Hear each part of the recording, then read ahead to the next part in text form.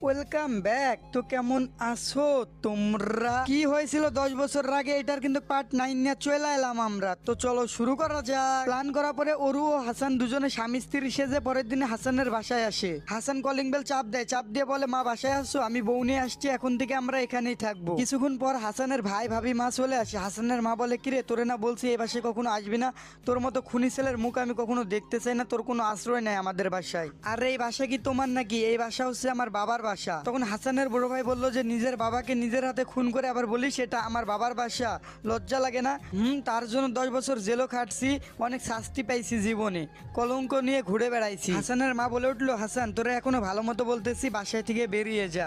যা ইচ্ছা করতে পারো মা, আর শুনে রাখো আমি বাবার সম্পত্তি যা কিছু আছে সবকিছুর অর্ধেক ভাগ নিতে এসেছি। আর ঠিক এই কথাটি শুনে হাসানের বড় ভাইয়ের মাথায় একেবারে রাগ উঠে যায়। বলে আরেকবার যদি বলিস তাহলে খুব খারাপ হয়ে যাবে কিন্তু। বলবো, আমি 1000বার বলবো, আমি তোমার ভাগ নিয়েই ছাড়বো। আর এটা শুনে আকাশ হাসানকে ঠাস ঠাস করে থাপ্পড় বসিয়ে দেয়, আর হাসানও ঘুরে উল্টে আকাশকেও ঠাস ঠাস করে থাপ্পড় দিয়ে গাল দুটো লাল করে দেয়। আকাশ তখন বলে উঠে দেখছো মা তোমার এই খুনি সন্তান আমাকে থাপ্পড় দিল। তখন হাসান বলে উঠলো থাপ্পড় দিলাম, আমার সাথে যে যেমন ব্যবহার করে এখন থেকে আমিও তার সাথে তেমন ব্যবহারই করি, আমি কাউকে এখন থেকে আর ছেড়ে দিই না। হাসানের মা তখন বলে এই তোরা দুজন এখন থাম, যা হাসান ভিতরে বউ নিয়ে চলে যা। তখন আকাশ বলে ওঠে বউ নিয়ে ভিতরে যাবে মানে মা কি বলতেছো এসব? ও খুনি, ওর এখানে কোনো জায়গা নাই, ও আমাদের সাথে কখনোই থাকতে পারে না, আর ও আমাদের নিজেদের বাবাকে হত্যা করছে। হাসান বলে ওঠে হত্যা করছি, তার জন্য সাজাও পাইছি, বললাম না?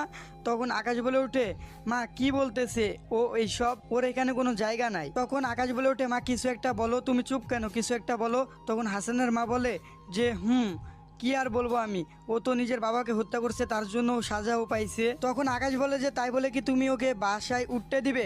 ও তো একজন হত্যাকারী। তখন অরু বলে ওঠে আমার স্বামী হত্যা করছে বলে সে সাজাও পাইছে, এবং আমার স্বামী আইন অনুযায়ী তার বাবার সম্পত্তির ভাগও পাবে, আর আপনি যদি বাধা সৃষ্টি করেন তাহলে আপনার বিরুদ্ধে আইনের ব্যবস্থা নিব। আমার মা কিন্তু একজন লয়ার, আপনি যদি বাধা সৃষ্টি করেন তাহলে কিন্তু আইনের ব্যবস্থা নিতে আমার 1 মিনিটও সময় লাগবে না। হাসান বলল মা আমি ভিতরে গেলাম, আর কে কি করবি পারলে করে দেখাইস। হাসান বলল একটা মার্ডার করে 10 বছর জেল খাটছি, তাতে কি হয়েছে, আর একটা মার্ডার করে আরো 10 বছর জেল খাটবো, কোনো সমস্যা নাই, কে আসবি পারলে আসিস। হাসানের মা তখন বলে উঠলো যে তোরা কি থামবি এবার, যে যার রুমে সে তার রুমে চলে যা। তখন সবাই সবার রুমে চলে যায়। অরু ও হাসান নিজেদের রুমে এসে অরু বলে যে এবার কি করবা হাসান? হাসান বলে যে আমার ফোনের এখন ক্যামেরাটা অন করে ভিডিও চালু করে রাখবো। তখন অরু বলে ওঠে কেন, এটা কেন করবা বুঝলাম না তো।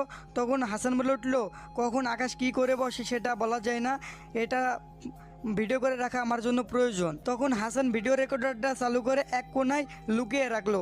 তখন অরু বলল ঠিক আছে। অরু বলে উঠলো জানো আমার কি মনে হয়, তোমার